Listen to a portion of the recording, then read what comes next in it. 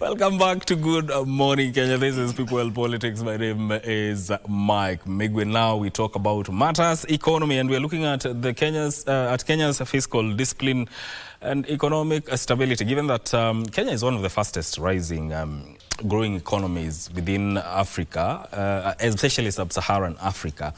But despite that, there are challenges, significant challenges when it comes to managing its debt. Matters to do with corruption has plagued the country for a long time. So how do we achieve this fiscal discipline? How do we achieve all that? And in studio, I'm joined by CPA Ken Odongo, who is the director of Focus Business College. Welcome to Good Morning Kenya. Thank you so much. And also Mr. Peter Njero, who is a financial consultant. You're not new to Jerusalem. You've come here several times. Yes, I'm not new here. Yes. Good morning, viewers. Yes. You look at what we are about to talk about, then you look at what is reported on the front page of the Standard. Big economy lie when Treasury paints a rosy picture with its upbeat forecasts. The truth is that Kenyans are still staring at empty wallets, stalled dreams, and shrinking dignity. Numbers don't lie, but they can mislead. Unless growth translates into jobs, incomes, and real wealth, we are simply being sold GDP without a meal on the table. The CS ought to put people before statistics and reimagine the economy not as an elite casino, but as a values-driven project of shared prosperity. Let me start with you, Peter. How would we achieve what you'd call, as a country now, financial discipline? For a nation to achieve financial discipline, and talking about our country, Kenya, first we have to play by the rules you've set for our fiscal policies. Fiscal policy is all about how the government intends to spend the money, the taxes collected in critical areas of economic development. Call it loans, call it health, call it education, security, etc. And therefore, for us to advance as an economy, we have to really declare or set out our fiscal policy and manage our economy by it. And that is actually the A to Z of our economic development, that we have to stick to the rules, to the policies we've set ourselves. Because they are very good policies, but the problem is that at the implementation stage, things tend to go south. However, I must admit that there is now a clear need to play by the rules of the book, and that's how we have seen the government declaring openly and publicly that the war on corruption going forward will be real, will be fast, and the culprits will be brought to book. Odongo, what do you think? Because on one hand, the government says the economy is growing, but on the other hand, you have some Kenyans saying it's not translating into our pockets. Sure. Indeed, I must agree with the statement, just to also just emphasize that whenever we talk about fiscal responsibility or fiscal discipline, we basically touches on two aspects. That is the taxes and the expenditure, which is very key. Yes. How we strictly and responsible to public finance management and make it very sustainable. Before I delve deep, I want to talk about aspect of what we need when you talk about fiscal policy. You know, we need to act on the aspect of expenditure control. How do we spend on priority areas? We need to touch on revenue mobilization. How do we collect the taxes effectively? You know, deficit management, because issues to do with the deficit and the loan debt level at the current time is extremely high and burdening Kenyans. If you look at statistics particularly, you know, a third of Kenyan revenue is basically going back to spending on the interest. We look at issues to do with accountability and transparency, corruption issues. Kenya are feeling it. As scholars, whenever we talk about per capita income and GDP, those are estimation. in actual real sense, when you look at the life of Kenyans, Yes. you know, it doesn't translate. And I do agree. And that is now the issue, that we need to tap on those aspects of fiscal discipline in order for Kenyans to feel the impact of what we're doing, the government is doing for them. And so, How do you balance taxation with discipline? Because on one hand, people feel like, yes, we are paying taxes, but it's a little bit extra. But then again, we do not, there's something we are lacking in terms of how we utilize the money. How do we balance that? There's a need for accountability. In order for us to balance it, there's need for accountability, making sure that those that are put in positions of authority, you know, actually make sure that the money goes to where it's needed. That will give a balance towards, you know, Kenyans feeling what they need. Because why am I not feeling the effect of my taxes? Is because my taxes at the end of the day does not end up in where it needs to go up. So in order to balance it, we have to make sure that the taxes that are basically collected, you know, and also if you look at a study, you know, in terms of like how much goes into even exemptions, you know, tax exemptions, how much billions that are collected that goes back to exemptions, you know, refunds, you know.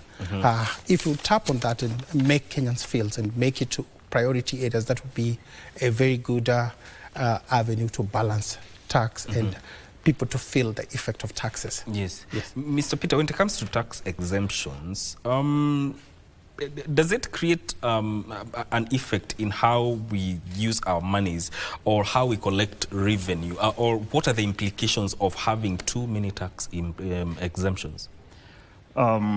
Tax exemption is one of the ways of encouraging tax compliance. Tax exemption is one of the known ways of motivating taxpayers to be compliant in tax matters. And tax exemption also serves to also bring on board people that are less privileged in the society to be able to access products, government products and services that would otherwise have been out of reach because of the element of tax on those products and services.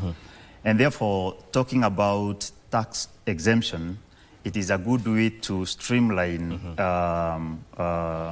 access to government services and also various products. For example, there are people who are disabled and their mobility is affected by their inability to be mobile. And therefore, government offers tax exemption on their vehicles. Vehicles are specially designed for use by people with disabilities.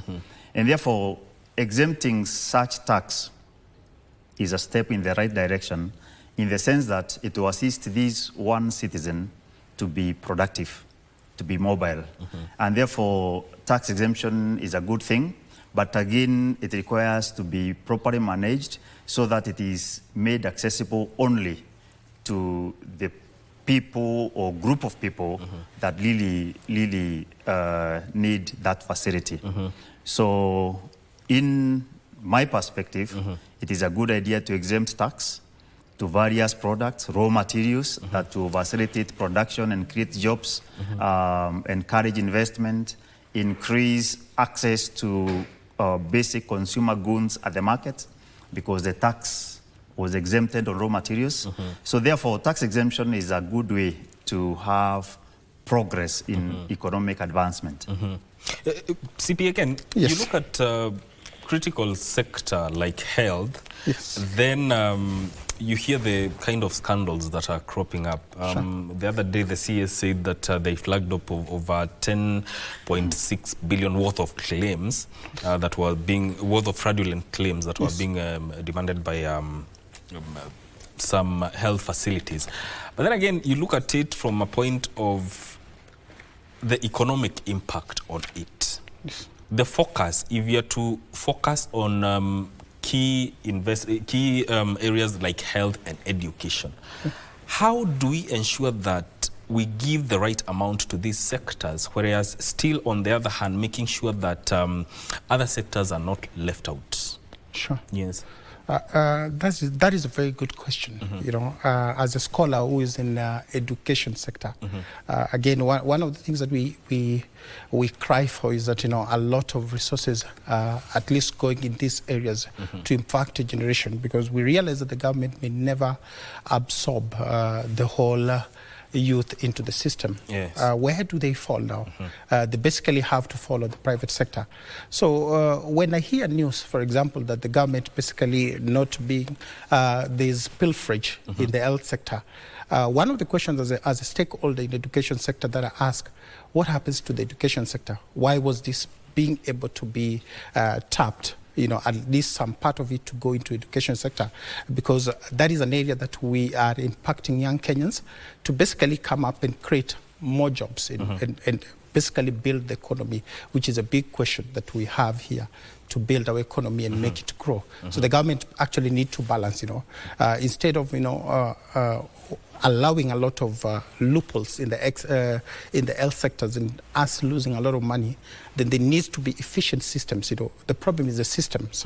The systems in operations, you know, needs to be very effective to tap onto these things, so that we are not able to lose, but at least put a substantial amount, not for going other sector, but put a substantial amount on the education sector and even the health sector, which are very crucial towards the growth of an economy.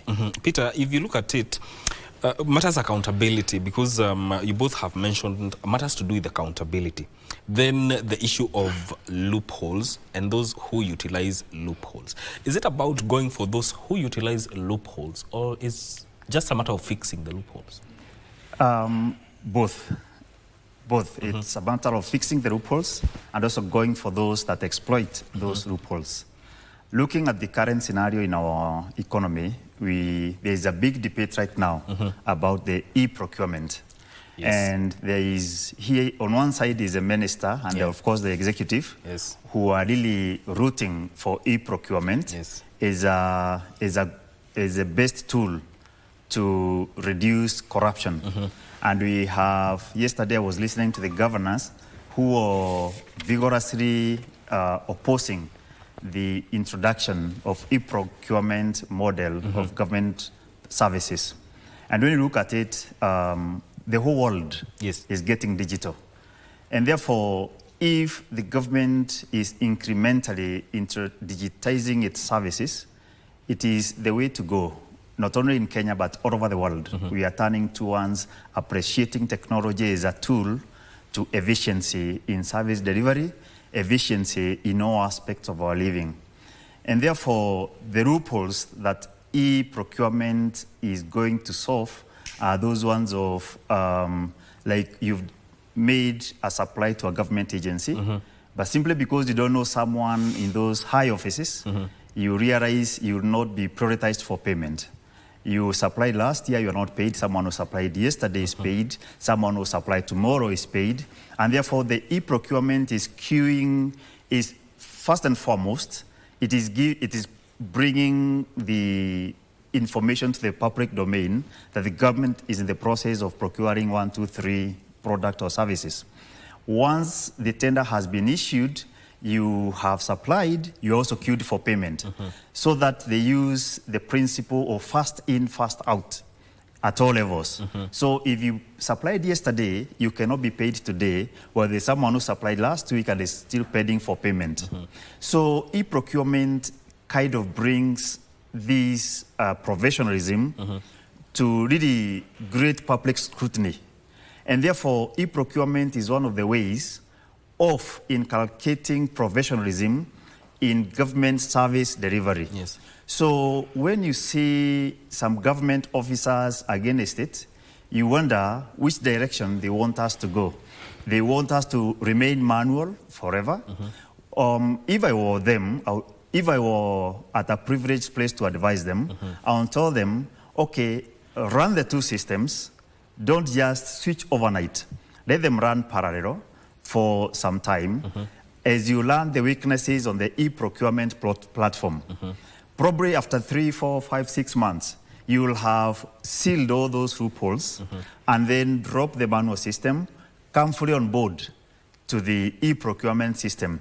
Because surely embracing technology is the way to go, not only for government, but also for the private sector. Not only for the private sector, but for individual way of life. The life we are living today, we cannot exclude ourselves from being influenced and being served through technological platforms. Therefore, as we talk about government services and fiscal policy, embracing IT, these AI, all these things, they will actually help us provide the services better. They will help us protect our taxes better. They will help us even collect more taxes and probably have a possibility in future to reduce the taxes. Odongo, do you agree that with what Peter has said, and let's say looking at the e-procurement that is being debated about by governors at the national government, is it the magic wand when it comes to the management of public finance? A very interesting area when it comes to public finance. That's an area that I'm heavily invested in, just to see how do we basically manage public finances. But to start with, every system, there is not 100% efficiency. We always say in audit that a system can never be 100% efficient, but constantly we have to basically improve the system. I'll first of all maybe just delve into the positives of e-procurement. One of it is efficiency in terms of paperwork. We are reducing the huge amount of paperwork that has been there in terms of procurement in the public sectors. But again, also we are bringing the aspect of transparency, in terms of, we are able to monitor these procurements, which one came first, which one should be paid, and definitely they should be much order on the aspect of procurement. But just to look at, what is the issue in, is it the system, is it the individuals, and who should we hold accountable? As we tap onto the system and basically make the system also better, we also need to put those that are tasked with the responsibility accountable for what they do. I believe as we work on these things, again, also it's something that is on process that all of us have to tap into. Because when you talk about efficiency in terms of government, it's a responsibility of me, you, and others, even the viewers who are watching us, to put those that are tasked with the responsibility accountable to what they're doing. I think it's a good direction that we are heading to as we go to e-procurement. And again, it will take some time as we supplement it with the paperwork to see how better we can make it. But it's a good step towards bringing a lot of issues of procurement much better. How should it be rolled out? Should it be a one-time thing, like all counties should adopt this starting now, or it should be piloted in several counties? First of all, I think it should be piloted just to a study so that we can see how better. But as I said again, when you are talking about a system cannot just be efficiently done at once. It's something that, even constantly, even after 2 years of rollout, it is something that we have to constantly look at to tap and make it better. That is when you talk about systems. Indeed. Yeah. Now, we look at the debt and growth balance within Kenya, and we do spend quite a good amount of the revenue that we have in paying debts. But then again, here's the question, Peter. Fiscal consolidation, is it possible that we achieve this and also ensure that the economy is growing? Debt repayment or debt payment is part of economic development because those debts that are being repaid it is presumed that the debt have been invested in economic development, in making available good infrastructure, providing good health services, all those. And therefore, debt repayment economic development cannot be really attained by isolating debt repayment. But the question is, how have we invested those debts? What has been said to have gone into corruption? I remember the former president saying that the country loses 2 billion shillings daily on corruption. That's the former president Uhuru Kenyatta. Yes. So are we paying debts that have been stolen? But assuming that the debt you are paying has been properly utilized and well invested in economic development, then debt payment becomes a critical aspect of our economic advancement. And therefore, what we want to say is that, we want to advise is that for a nation to progress, it has to really work towards reducing the level of corruption, especially the level we see in our country, whereby it is said 30% of our budgeted revenue goes into people's pockets. And the current push to really fight corruption, by all means, is the way to go. I remember in our previous conversation in this show, I said that because Kenya has now realized we cannot continue business as usual, whereby every time the government needed to collect more revenue, it turns to tax increment. I said that trend, a time has come for that trend to stop. A time has come now to think more about tax management, not tax increment. And we observed that going forward, we will see more war on corruption, because there is no way the country can manage tax without fighting corruption. And we are systematically seeing that piece on war on corruption becoming more pronounced and more evident. And therefore, from where I sit now, I am full of positivity that if this war on corruption is supported by every Kenyan, which I support, our country, going forward, we will have more resources available for development. Our country, going forward, will be able even to reduce some taxes. Because when we have more tax available for development, the tax we so much complain about is high. Some of it can be reduced. Especially, I see a possibility where the housing levy can be reduced. I see a possibility where these share levy, 2.75%, can be reduced, probably in the years to come. Because if war on corruption is fought, and so much money goes into leakages through corruption, if that money is not corruptly acquired by a few individuals, it means the country will be able to have sufficient amount of money to run its affairs, to develop road network, to develop educational, to fund education system, and to fund health system without overtaxing or over-collecting of tax. You know, corruption deals quite a big blow to an economy. And Kenyans have witnessed scandals within the country. But then again, you've talked about tax management, dealing tax management and versus tax increment. As at now, will that work, and will it help in terms of achieving fiscal discipline? And number two, Odongo, do you think Kenyans really have, do they trust that the fight against corruption that is going on right now will yield results? Another perfect question. You know, when you talk about corruption, I did, when I started, you talked about exemption, which I want to clarify maybe a few things, you know, exemptions and refund.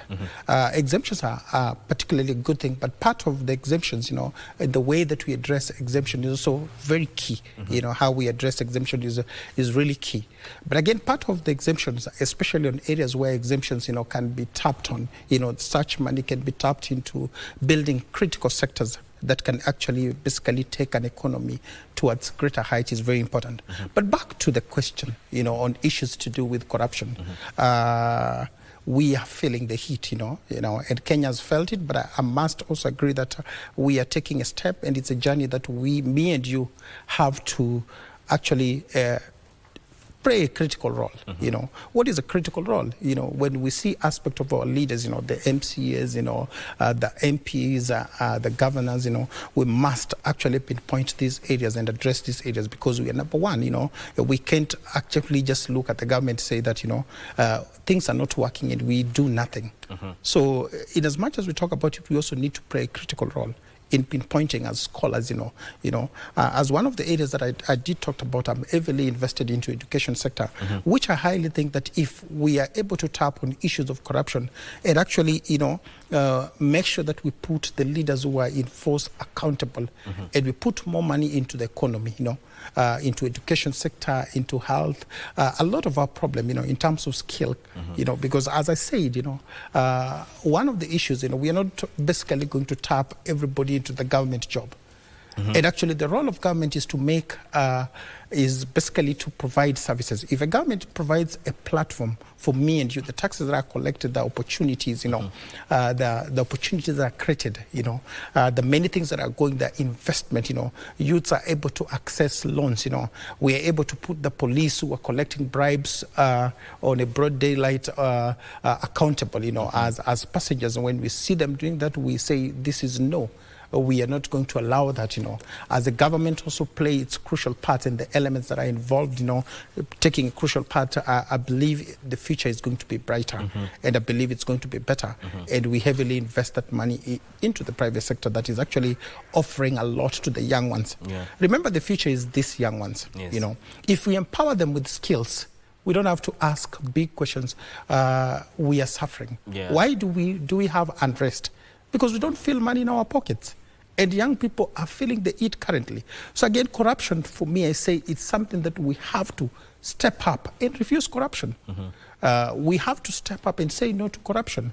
But again, in levels where we work, in offices where we have to work, because when you look at corruption, I think we actually narrow it a lot. There's also corruption in all sectors. You look at education, look at the health sector, look at individual levels, in small responsibility where you find people refuses to be accountable. So these are things that at our own level, we must do something. All right. Yes. Indeed, we are talking about Kenya's fiscal discipline and economic stability, and this conversation will continue shortly after this break. Stay with us.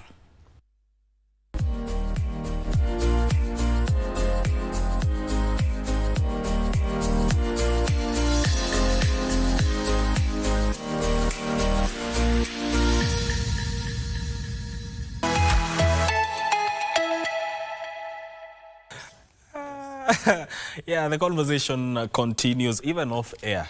But welcome back to Good Morning Kenya. This is People and Politics. We are talking about Kenya's fiscal discipline and economic stability. And if you look at it from an investor's point of view, Mr. Peter, currently, as a country, are we inspiring investor confidence where we are right now? I have no doubt that our country right now is quite inspiring, not only to the investors, but also to every person who has access to credible information. When we look at the key indicators for economic development, for an economy that is taxiing for takeoff. Yes. First of all, you look at the stability of the Kenyan shillings. It has retained a very impressive level for the last long time. I remember preceding 2022, the shilling was at all-time weakest, going towards 180 shillings mark to the dollar.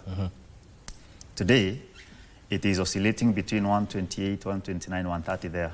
That's impressive. And that's something that has been achieved by great and meticulous planning in terms of looking at our fiscal policies. So it is working. The other thing that is inspiring confidence is that preceding 2022, we were hearing of all sorts of stories that the Chinese government is on the verge of taking up the port of Mombasa because the country has defaulted on its debt obligations. That story somehow from 2023, 2024, the story died out. It means that the default level that was there, that was so high, has been managed to an acceptable level. And therefore, that tells you that Kenya has now been able to stabilize and to get to a place where it can be able to comfortably finance its debt, international debt portfolio. The other thing that inspires confidence to anyone who is able to see the true picture is that prices of most basic commodities has reduced and stabilized at a lower level than it previously used to be. These are good stories that we are hearing. One of the things I also want to observe is that sometimes when we talk about economic stability, it does not overnight translate to money in the wallet overnight. Like you would stand by a microwave and get tea ready in 30 seconds. It takes time, and therefore what is called for is patience. Because going forward, and I am sure as we go towards next year, there will be more relaxes in various areas. The current empowerment programs by the government, whatever form they are taking, they are also a step in the right direction. About a month ago, I saw various CBUs in Nairobi go for those empowerment activities at State House. And I saw them being given equipment to do business startups. These are CBUs, not individuals. And empowering the people at the bottom of pyramid is one of the key areas of making sure there is money in their wallet. Because once the government does a very good road and does a very good facility, it is good. But that by itself does not translate to money in the pocket of Wanjiku. But when Wanjiku has been given equipment to start a small fish and chips kiosk near her residence, when Wanjiku has been given welding equipment, when Wanjiku has been given car wash machines, that is really job creation not only for Wanjiku, but also for her neighbors. And therefore, a good road will be able, a good road coupled to those equipment being made available to the ordinary person will be able to make that person access market and customers more easily. And so I am one of the Kenyans who are confident that though things are not rosy right now, in the days and years to come, I expect things to start gravitating in the right direction, in the sense that the people at the bottom of the pyramid will say, for sure, this car wash, this business, this low cost of power is really fueling my economic advancement. Of course, as we speak now, there are areas that are challenging, that everyone is concerned, especially the talk around SHA, the talk around free primary education capitation, the talk around university funding model. All those are important conversations for us to have. But it's also important to also reflect on where we have come from, where we are, and where we want to go. Like we were observing here, there's no system that is 100%. When our children do exams like KCSE, KCP, whatever exam, you realize with 80% you have an A. So it doesn't mean that you're absolutely good, but you've been given all the marks because you've done well. 80% is not 100%, but again, you get all the 12 points as straight A. So in the same way, we are saying there is plenty of room for improvement, and there are areas that we are gravitating in the right direction. We need to encourage that. Areas that we need improvement, we need to also focus on them and cite them objectively and provide alternative practical solutions so that the country can move forward. Let's also agree that when we are coming from ICU, I remember the former deputy president also told us that when they took power, the country was in ICU. When a patient is in ICU and is on recovery path, he doesn't jump from ICU bed to the football pitch.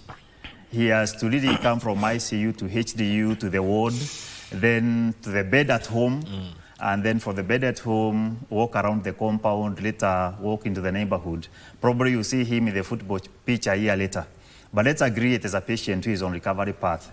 So that is what every Kenyan needs to be able to embrace and agree. Economically speaking, not politically speaking, though, economically speaking, the country is on correct trajectory. You said something here, and when it comes to empowerment that you've talked about, and Ondongo, someone would argue, if systems were working, would Kenyans result, or would Kenyans need empowerment programs? A very perfect question. Just to amplify, on economic stability. Again, the two aspects. We are in a time that we find a huge percentage of people are very pessimistic, and a lot of time when there's a lot of pessimism, even the little hope that is there actually vanishes. That's we in such a state. But a very crucial conversation is the man on the ground. The man on the ground. That's a very crucial conversation. Does he feel it? And how do you make the man actually on the bottom of the pyramid feel the effect of economic stability? Because as we talk, one of the things as we talk about economic per capita income in GDP, I always say that these are basically estimation. They don't really a real measure of what happens, but we look at figures, which maybe could have been concentrated with a smaller section, percentage of economy that are wealthy, contributing to it. But does the smaller man actually feel that? That is the big question. So a lot of this, again, one of the big issues that I always tap into: how do you make the small man, the man at the bottom, feel the effect? Do we need empowerment? Back to the question, do we really need empowerment if all systems were working? Yes, we need. A practical example. The system, sometimes, we are looking at a student who has all the books, but without a teacher to actually tell him there's a good book to look at, that will not work. So empowerment is a journey that we must actually, incorporate. Because still, in as much as the government will still put systems in order, just as Bwananjeru has depicted, it did. If you look at the economy from where we've come from, there's, the prices are stabling. There's a sustainable growth, despite issues on capitalization, on schools and sectors, issues of shares. But if you look at it on economic aspect, there's at least we're moving. But as I said, that we are living at a time where we are even very sensitive, because we are living at a time that a lot of people are disillusioned. So again, one of the big things that I was actually looking at is the people at the bottom. Empowerment would work extremely well. And as I emphasize, as a stakeholder in the education sector, I think this is a very good tool. This is a very good tool. We haven't just really looked at it, because education is about empowerment, getting to fixing people to see their potential. So even if systems were in place and people are not aware of their potential, then we'll still have problems. Yes. We need to get the smaller man, the man at the bottom, understanding his or her potential. Yes. But Peter, you look at the fiscal rules, that's the numerical limits and rules set by the government in terms of how to manage expenditure and borrowing. Are they effective enough to guarantee a long-term economic stability? From where we stand as a country, I would prescribe that we do not need to really look very far for our economy to take off. We need to look within ourselves and be able to identify areas of tax leakages. We need to look within ourselves and be able to identify the areas that have, over the years, not been brought on board to be within the tax bracket, so that at the end of the day, we are spreading the net wider, not really squeezing the few fish that are already in the net. So that when we spread the net wider, it will become possible to really lower the tax on those that have previously, over the years, be on the tax platform. So when you look at the borrowing policies, I would really want to turn a blind eye on focusing more on re-engineering our borrowing policy and look at how best we can manage that which we can collect internally. I remember very well some years back, I was much younger then. I don't know where you were that time in the year 2002 when David Mwiraria was the Minister for Finance. I was somewhere. He read a budget for 500 million. I'll never fail to cite that situation. 500 billion. That point, we all like, that's a way too high budget. And there was a slogan to promote, to have the free, corruption-free zones in every government installation, every government office. And I think even up to now, those billboards still remain in all government offices. They say it's a free corruption zone. And someone was joking and saying that is what invites people to corruption.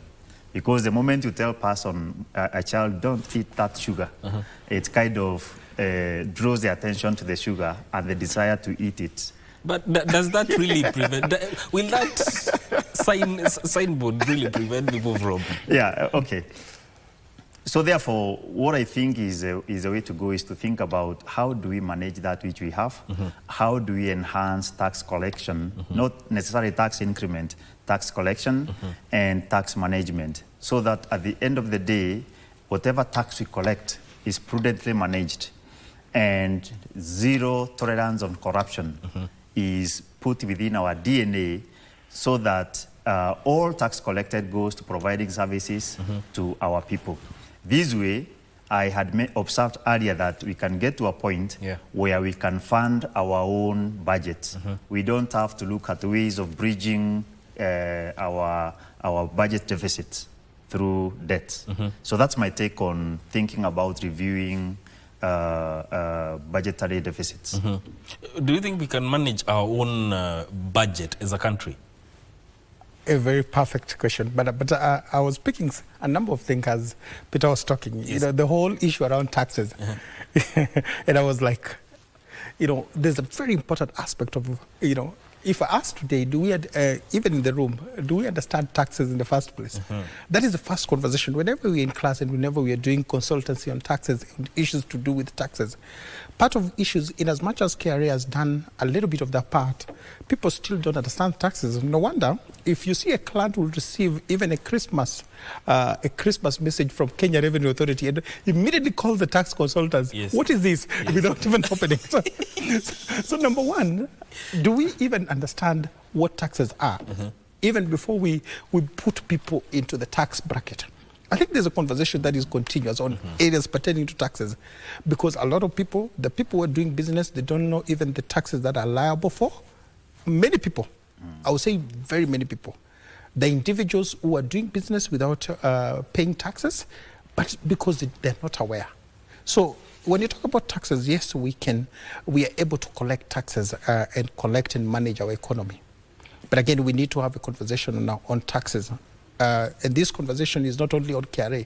And that's why, you know, we have to step in. Government has to step in, you know, on areas where we can provide services. You know, you can get, you know, providing services for these young ones to step into education sectors and learn, because that's an area that they can also tap into, these sections that do not understand taxes.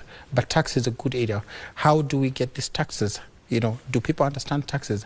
And once we collect these taxes, how do we efficiently tap the resources? That has to do with the implementation.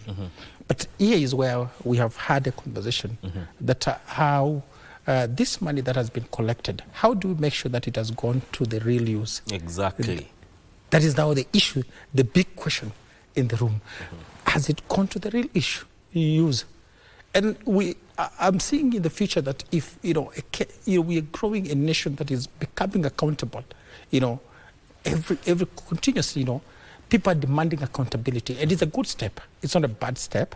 It's a good step when a nation demands accountability.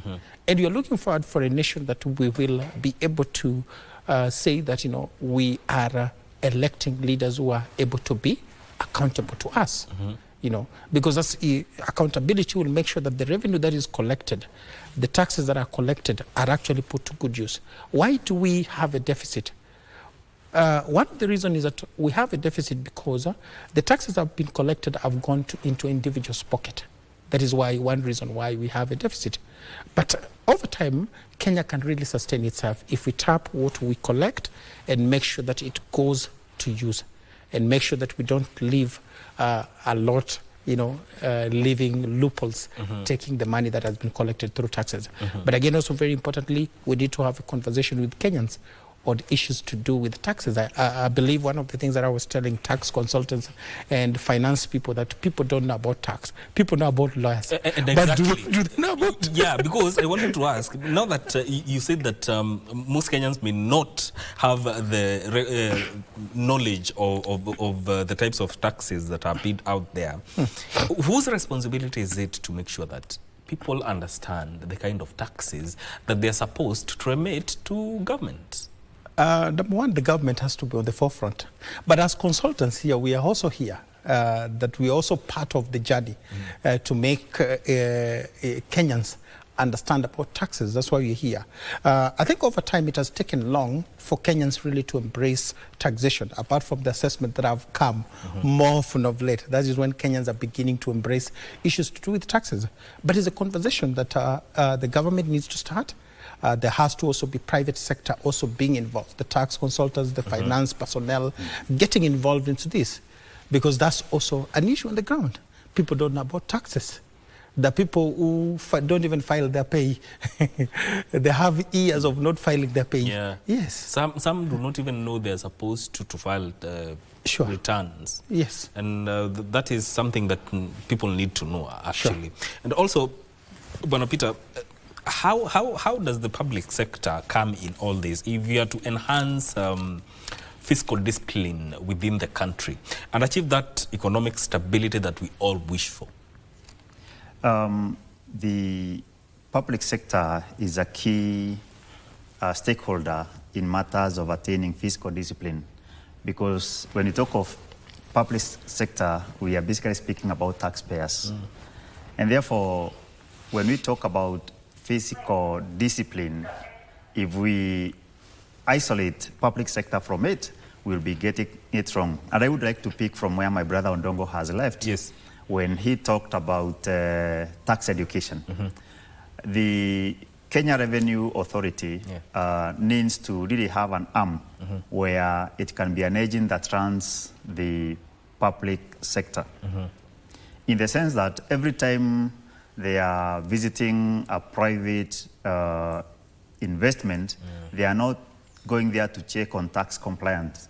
They need to have a department that really facilitates trade, so that they would go and give advice to an investor on the best ways to make more money. How do you produce, do you cut on cost on your production? How do you cut on all these costs of doing your business? So that the private sector does not view KRA as an opponent. And like he rightfully said, sometimes you get a happy birthday message from KRA, and when you see it, you just activate your tax consultant. What is this all about? You don't even want to read it, right? Simply because KRA has packaged itself as an organization whose primary business is to collect tax. They need to find ways of empowering their customers. Their customers are now the private sector and the taxpayers. And the way to empower them is to have a department that supports them to be productive, to be more professional, to realize their corporate objectives by way of giving business tips, by ways of telling them best ways, best locations to import their raw materials, because KRA has all these in their database. So that at the end of the day, these private sector would look at KRA as an indispensable business partner. And therefore, it will bring joy when they are doing their tax returns and they are paying taxes. They will know, these are my guys, they are my friends, we work together, they have supported us in 1, 2, 3 ways. Then let us discharge our national duty of paying tax. So that's one of the ways that private sector can be brought on board in matters of advancing our fiscal policy. How do we manage our debt as a country? Because as at now, it stands at around 11.5 trillion. Sure. How do we manage that? And still talk about the fiscal discipline that we need and still achieve economic stability with that kind of cap? That cap of a debt of 11 trillion. Yes. Debt has featured a lot. But again, people, we need to understand that there's a debt office. Currently, there's even a debt office, that Kenya has a debt office that is responsible for management of debt. Because the aspects of debt, one of the aspects that debt office has is to debt sustainability, minimize the debt, make sure that the debt is basically shared between the current and the future generation, share equitably between the current and the future generation. But again, managing debt, one of it, we've touched on it, issues to do with collection. That what we have collected, the taxes that we have collected, instead of, getting it in the hands of the people, why don't we make sure that it gets into this very project? We have the vampire diary. There's a gentleman who had the vampire, Morara having the vampire diary. If you look at the stall projects down there, what does it say? And the money was allocated. Yes. Yes. So it's a real question that we are borrowing, but look at the projects that we basically put the money. Where did the money go to? I think that's something that is alarming. It also points out to the issues we are talking about, accountability. Yes. People need to... Monies have been used. We have white elephant projects. We do not have anyone who has been held accountable, yet we have a debt. How do we go about it? So those are the issues that we are putting in place, that somebody has to be accountable. We have to get to a point that we make these individuals, the culprit, accountable, or else it will continue and it will be a pattern that continues. But we are looking for a brighter future. We say that, we need to have hope for a generation. One of the conversations that we need to have is to have hope, that we must bring individuals culprit to book on these issues, especially on those projects, those huge, massive projects. In terms of, we, as I told you, that education sectors and consultancy, how do we get these young ones that are in class getting opportunities? Part of the money is lost. So why are they not having jobs? Why are these projects? Because these projects are one of the areas that they need to get employment. So again, it's something that is massive, that needs to be tackled, the elephant in the room, corruption. I must speak with a lot of strength on it, that this has to be acted on. And we must not stop. We must put the government accountable to make sure that at the end of the day, at least they begin to put individuals who are responsible for loss of public funds into the right places that they should be into. Because that's why we have massive problems. Why do we have debt? Because our taxes are going into individuals' pocket. But again, also investment. Where do we invest in? Where do we tap into? We've tapped into projects that have failed. But have you tapped into people, even into knowledge? Because again, as I say, that we are not going to employ every person in government institution. Some will will create opportunity. So it means that we also need to invest in empowerment. We also need to invest in skills, which is key. If you look at the current times that we are in, not many people are going for job opportunity, but most people are skill-based. Most opportunities are skill-based. If you look at the time, look at 10 years ago, 20 years ago, if you look at the current kind of a generation that we are raising them towards skills. So meaning the government has to invest on the skills for this. But it has to tap on taxes as a way of managing debt. It has to work on issues to do with corruption. The government has also to make sure that in terms of sustaining, make sure that this debt goes down and we don't borrow more, is that, at the end of the day, it be very prudent with the finances. But all these things, what people don't understand, they're there. If you look at the PFM, it is there. If you look at the Constitution, it's there. So it's issues to do with implementation. So if really dealt or adhered to the Public Finance Management Act, would we be having such problems in terms of fiscal discipline as a country if we really adhered to the Public Finance Management Act? Adherence to Public Finance Management Act would really solve probably most of the challenges we have now. And also, I would like to observe that part of what we have is not shortage of laws or weaknesses in laws. What we have is a society whose value system is low. And therefore, this is not just a reserve of the people that we tend to vent our anger to, the people in power. It is a collective weakness within our society, such that, like my brother observed at the beginning of this show, yes, at all levels, in those chamas, you find that the treasurer has made away with 500 shillings for members. Yeah. And, you know, the rest of the members are complaining. Yeah. And the members who are complaining, in the other chama where they are leading, they have also made away with 2,000 shillings, but they are complaining about the 500 shillings. And therefore, what we need to do is agree as a nation. We have come to a point where we need to do a reset of our value system so that all of us are responsible for our actions at whatever level, starting from your own kitchen. Be responsible for whatever happens there if you are the person accountable. Come to our estate committee meetings. Let's not cut deals for security. We are hiring a watchman, and the person we have asked to go and scout, said add 1,000 on this quotation of 12,000, so that I will be paying you 12,000. You give me a kickback of 1,000 every month. So let's be people whose value system is above reproach. Okay. And like the Bible says that before I point at the speck in your eye, let me also remove the log in my own eye. Yes. So we really need to, as we talk about fiscal discipline and matters economic advancement of our country, let's agree we are all stakeholders. We are responsible for where we are. Yes. We are not at a bad place. We are not at a perfect place. Yes. We are responsible for where we are, and we have a responsibility to be able to make incrementally baby steps every day, so that at the end of a reasonable duration of time, all of us can say for sure we began from a low level, we are now at a more acceptable level. Indeed. Indeed, gentlemen, your time is very much appreciated. Come and talking about our Kenya's fiscal discipline and economic stability.